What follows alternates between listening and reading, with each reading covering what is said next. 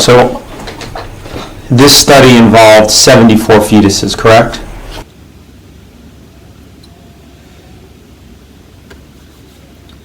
यह एक रिपोर्ट है जिसमें ह्यूमन टिश्यू जो नवजात शिशु होते हैं उनके टिश्यू सैंपल लेकर जो वैक्सीन बनाई जा रही है 1950 से, लाइक पोलियो की जो वैक्सीन बनाई जाती है और चेचक जो दाने हो जाते हैं उनकी जो वैक्सीन तैयार की गई थी, उसमें ह्यूमन टिश्यू पर एक्सपेरिमेंट किया गया था।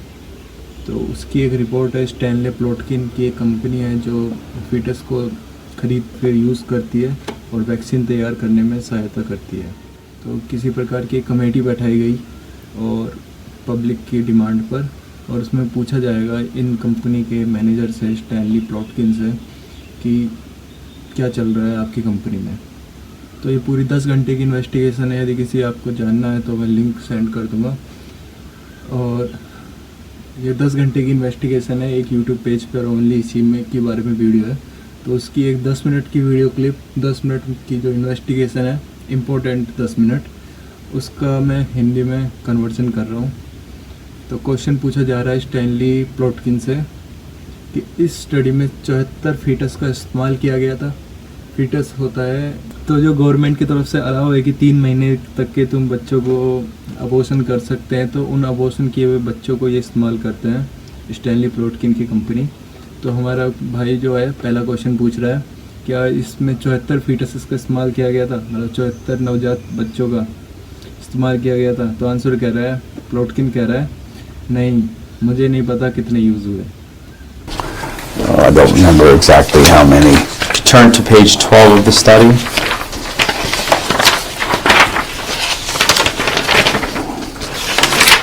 Yeah, 76. 76. भाई पूछ रहा है पेज नंबर पर 12 पर चाहिए रिपोर्ट की, जो आपकी कंपनी से आई है रिपोर्ट, उस पर जाके देखिए। तो अंकल कह रहे हैं हाँ 74 नहीं 76 लिखा हुआ है। ठीक है, हाँ ठीक है। भाई कह रहे हैं क्या ये सभी 3 महीने के बच्चे थे जब गर्भपात किया गया।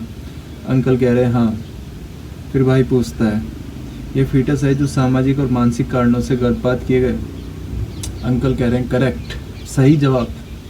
And these fetuses were all 3 months or older when aborted, correct? Yes. Okay. And these were all normally developed fetuses, correct? Yes.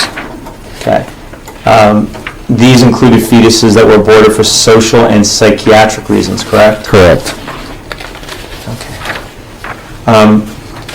What organs did you harvest from these fetuses? मतलब भाई पूछ रहा है कि सामाजिक और मानसिक कारणों से गर्भपात किए हुए बच्चे हैं ये जो आपने इस्तेमाल करे। और अंकल का जवाब है हाँ।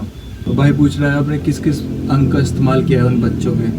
तो अंकल कह रहे हैं मुझे कोई याद नहीं, मैंने तो कोई निकाला नहीं पर्सनली कोई भी अंग, पर हाँ मेरे सहायकर्ताओं ने निकाला है। तो भाई ने पूछा क्या ये अंगों को बहुत सारे टुकड़ों में विभाजित किया जाता था। अंकल कह रहे हैं हाँ। Well, I didn't personally harvest any, but a whole range of tissues were harvested by co-workers. Okay. And these pieces were then cut up into little pieces, right? Yes. And they were cultured? Yes. भाई कह रहे क्या ये culture किए जाते थे। Culture होता है कि मतलब उसी किसी भी टिश्यू के सैंपल को लो, ऑर्गेनिक जीव लो, और उसे ऐसी कंडीशन प्रोवाइड करो थ्रू रेफ्रिजरेशन और साइंटिफिकली तरीके से एक ऐसी कंडीशन प्रोवाइड करो जिसमें वो डेवलप होता रहे। हर सेल की प्रॉपर्टी होती है अपने आप को डबल करने की, क्वाड्रुपल करने की, फिर और बढ़ते रहने की। और यदि कोई लिमिट ना लगाई जाए तो वो बढ़ता रहता है। यदि जगह की कमी ना हो, टेस्ट ट्यूब में रखो और वो बढ़ता रहेगा जब तक वो टेस्ट ट्यूब फुल ना हो जाए। उसे कहते हैं कल्चर्ड। तो ठीक अंकल कह रहे हैं हाँ ऐसा कल्चर करके हमने उसका इस्तेमाल किया है। Okay. Some of the pieces of the fetuses were pituitary gland. भाई पूछ रहा है कि उसमें पिट्यूटरी ग्लैंड भी थी। ये एक ग्लैंड होती है जो सिर में होती है, और ये काफ़ी कंट्रोवर्शियल टॉपिक है, मतलब जानने लायक टॉपिक है। ये ग्लैंड सिर में होती है और इससे काफ़ी हार्मोन्स निकलते हैं, और इसके स्पिरिचुअल लेवल पे भी इसके बारे में आप सर्च कर सकते हैं। ये बहुत ही इंपॉर्टेंट होती है इंसान में। तो अंकल कह रहे हैं हाँ हमने पिट्यूटरी ग्लैंड निकाली है उन बच्चों की जो कि सिर के अंदर होती है। That were chopped up into pieces to okay, included the lung of the fetuses? Yes. ठीक है, भाई पूछ रहा है कि आपने लंग निकाला अंकल कह रहे हैं हाँ। किडनी निकाली, अंकल हाँ कह रहे हैं। स्किन पे हाँ कह रहे हैं, स्पाइनल पे हाँ कह रहे हैं, हार्ट पे हाँ कह रहे हैं। और जब पूछा जाए कि आपने उसकी जीभ भी निकाली, Okay, included the skin, Yes. kidney, Yes. spleen, Yes. heart. Yes. Okay, and तो फिर अंकल को हंसी आ गई और कह रहे हैं कि हाँ निकाली होगी। tongue. I don't recall, but yeah, probably yes. हाँ, भाई कह रहा है इसमें 76 हुए हैं एक रिपोर्ट में। जो आप एक रिपोर्ट हमें मिली है उसमें 76 फीटस इस्तेमाल किए गए हैं। क्या और भी इस्तेमाल किए गए होंगे? So we have 76 in this study. Would you approximate it's been a few hundred fetuses? Oh no, I don't think it was that many. Okay. पूछ रहा है भाई कि क्या आपको पता है कि इन टिश्यू को वैक्सीन में इस्तेमाल किया जा रहा है? अंकल कह रहे हैं हाँ, और एक्सेप्ट कर रहे हैं कि वे नर्क में जाने को तैयार है यदि ये कोई बुरी चीज़ है तो। और इस पेज पे लिखा है कि कैसे 1950 से एक्सपेरिमेंट चल रहे हैं और बेबी के जो बॉडी पार्ट होते हैं उन्हें वैक्सीन में डाला जा रहा है, नॉट डायरेक्टली वैक्सीन में, कल्चर्ड करके। उस एग्जैक्टली दैट जो पार्ट था जो बच्चे से लिया था उसको सेव करके रखते हैं फर्दर प्रोसेसिंग के लिए, और उससे जो कल्चर करके जो और सेल बनाई है उनको वैक्सीन में डालते हैं। जैसे कि बता चुका हूँ पोलियो की और चेचक की, और यहाँ तक कि अभी आता रहेगा आपको और भी में डाली जाएगी जो अभी आने वाली है। There's probably not many more than in this paper. फिर अगला क्वेश्चन कह रहा है कि क्या आप कह सकते हैं कि आपको सैकड़ों फीटस पे काम किया गया है? अंकल कह रहे हैं नहीं, इतने नहीं किए, 100, 150 ऐसे नहीं किया मैंने, जितने इस पेपर में लिखे हैं उतने ही किए होंगे। Some of these are for psychiatric institutions, correct? Actually, all I can say is that the fetuses that I personally worked with actually came from Sweden, from a Swedish co-worker, and so in no case.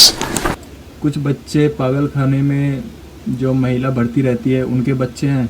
Uncle कह रहे हैं जिन पे मैंने खुद ने काम किया है वो स्वीडन से आए थे। मेरी स्वीडन में एक कोवर्कर है, उसका बच्चा इस्तेमाल किया है मैंने। तो भाई फिर से वही क्वेश्चन पूछ रहा है कि आप। I'm just asking you. Some of the fetuses that you did use did come from abortions from people who were in psychiatric institutions, correct? I don't know that. And what I'm telling you is that I got them from a coworker, and if it's stated in the paper, it's true, but otherwise I do not know. Like, so if it's in the paper, you don't contest it, right? I don't contest it, no. Okay. फिर से पूछ रहा है हमारा lawyer कि क्या आपने पागल खाने में जन्म में लिए बच्चों को भी फीटस इस्तेमाल किया है? तो अंकल कह रहे हैं मुझे नहीं पता, मैंने तो अपनी सहायकर्ता के फीटस पे काम किया है। वो रिपोर्ट, यदि रिपोर्ट में लिखा होगा, यदि आपके पास रिपोर्ट है, जिस रिपोर्ट में लिखा होगा तो हाँ मैंने किया है। भाई कह रहा है अगला क्वेश्चन कि आपको अनाथ बच्चों पर भी इस्तेमाल किया गया इन वैक्सीन का, मतलब इस एक्सपेरिमेंट में अनाथ बच्चों का भी इस्तेमाल हुआ है? अंकल कह रहे हैं हाँ। Have you ever used orphans to study an experimental vaccine? Yes. भाई अगला क्वेश्चन पूछते हैं मानसिक कमज़ोर लोगों का भी इस्तेमाल हुआ है क्या इस एक्सपेरिमेंट में? अंकल को कह रहे हैं हाँ, मुझे याद नहीं, पर मानसिक कमज़ोरों को स्टडी में करना उस समय पर कोई अजीब बात नहीं थी और इन्हीं पर एक्सपेरिमेंट किया जाता था 1960 में। Have you ever used the mentally handicapped to study an experimental vaccine?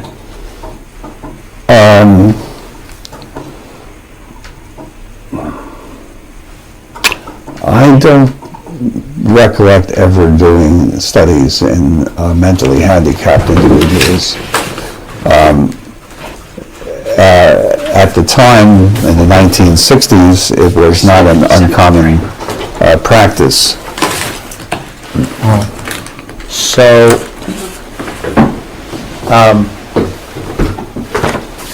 you're saying, I'm not clear on your answer, I'm sorry. Have you ever used a mentally handicapped to study an experimental vaccine? What I'm saying is I don't recall specifically having done that, but that in the 1960s it was not unusual to do that, and I wouldn't deny that I may have done so. Okay. भाई अगला question, Rebecca virus की जो vaccine थी R8273 के article के बारे में पूछ रहा है। अंकल पूछ रहा है कि आपको याद है उस आर्टिकल के बारे में जिसमें रबेला वायरस हुआ था और R8273 वैक्सीन बनाई गई थी। तो अंकल कह रहे हैं हाँ मुझे याद है। There's an article entitled Attenuation of RA273 Rubella Virus in WI38 Human Diploid Cells. Are you familiar with that article? Yes. In that article, one of the things it says is one of the things it says is 13 seronegative mentally retarded children were given RA273 vaccine. Okay, well, then that's, in that case, that's what I did. Okay. तो भैया एक और question पूछ रहे हैं, RA273 में 13 मानसिक कमज़ोर बच्चों को ये दवाई दी गई थी, क्या आपको याद है? अंकल कह रहे हैं ओके, यदि ऐसे पूछोगे तो हाँ मैंने किया है एक्सपेरिमेंट बच्चों पर, मानसिक कमज़ोर बच्चों पर। भाई पूछ रहा है क्या आपके क्या कभी आपने विचार व्यक्त किया है कि मानसिक और कमज़ोर व्यक्ति जो समाज में कंट्रीब्यूशन नहीं करते, अपनी सेवा नहीं देते समाज में, उन पर एक्सपेरिमेंट करा जाना चाहिए? अंकल कह रहे संभवतः हो सकता है, पर 1960 के दौरान ये कॉमन प्रैक्टिस थी और अब मैंने ये सोच बदल दी है। वो बहुत पहले की बात है। Have you ever expressed that it's better to perform experiments on those less likely to be able to contribute to society, such as children with handicap, than with children without or adults without handicaps? I don't remember specifically, but it's possible. And again, I repeat that in the 1960s, that was more or less common practice. I've since changed my mind, but that was a long time ago. संभवतः हो सकता है कि 1960 में मैंने किया हो ये काम, पर अब मेरी ये सोच नहीं रही है। भाई कह रहा है क्या आपको याद है कि आपने कभी लेटर में विचार व्यक्त किया हो कि मानसिक कमज़ोरों पर एक्सपेरिमेंट किया जाना चाहिए? अंकल कह रहे हैं मुझे याद नहीं, पर मैंने लिखा गया हो। अंकल कह रहे हैं मुझे याद नहीं, पर हो सकता है कि मैंने ऐसा लेटर लिखा हो। Do you remember ever writing to the editor of Ethics on Human Experimentation? I don't remember specifically, but I may well have. तो हमारे भैया एक लेटर पास करते हैं अंकल को और कहते हैं कि इसे पढ़िए और अब बताइए कि आपने कभी विचार व्यक्त किया है कि मानसिक लोगों पर एक्सपेरिमेंट किया जाना चाहिए? अब अंकल कह रहे हैं हाँ। I'm going to hand you what's marked as Exhibit 43. Do you recognize this letter you wrote to the editor? Yes. Okay. Did you write this letter? Yes. Okay. भाई अगला क्वेश्चन पूछता हुआ है क्या ये नाजी फिलोसफी नहीं है कि मानसिक लोग जो सोसाइटी में कंट्रीब्यूट ना करते उन पर एक्सपेरिमेंट करें? तो अंकल कह रहे हैं बिल्कुल सही। Is one of the things you wrote. The question is whether we are to have experiments performed on fully functioning adults and on children who are potentially contributors to society, or to perform initial studies in children and adults who are human in form but not in social potential. Yes. Okay. It may be objected that this question implies a Nazi philosophy, but I do not think that it is difficult to distinguish non-functioning persons from members of ethnic, racial, economic, or other groups. Okay. क्या आपने prison में जो महिलाओं के बच्चे हो जाते हैं उन पर भी एक्सपेरिमेंट किया है? अंकल कह रहे हैं हाँ।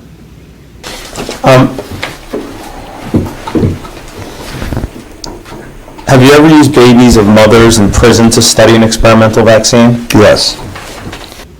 भैया पूछते हैं क्या आपने यूरोपियन कंट्री के अंडर जो देश रहे थे जैसे कि साउथ अफ्रीका और कॉन्गो और पूरा अफ्रीका जैसे उनके अंडर में था, उनके बच्चों पर भी एक्सपेरिमेंट किया है? अंकल कह रहे हैं हाँ। Have you ever used individuals under colonial rule to study an experimental vaccine? Yes. Did you do so in the Belgian Congo? Yes. तो भाई पूछता है क्या बेल्जियम ने जो कॉन्गो देश ऑक्यूपाइड कर रखा था उनके बच्चों पर एक्सपेरिमेंट किया गया? अंकल कह रहे हैं हाँ। Did that experiment involve almost 1 million people? Well, or right, yes. Okay. क्या आपको पता है कि वो 10 लाख मिलियंस ऑफ पीपल्स पे हुआ था, मतलब 10 लाख से भी ज़्यादा लोगों पर वो एक्सपेरिमेंट हुआ था? तो अंकल कह रहे हैं हाँ। Did you ever visit what was the Belgian Congo and Urundi? Yes, How many times? once. भाई पूछ रहे हैं कि आप गए थे वहाँ कॉन्गो में देखने ये सब कुछ? अंकल कह रहे हैं हाँ, एक बार गया था, बस ये इस रिपोर्ट का है।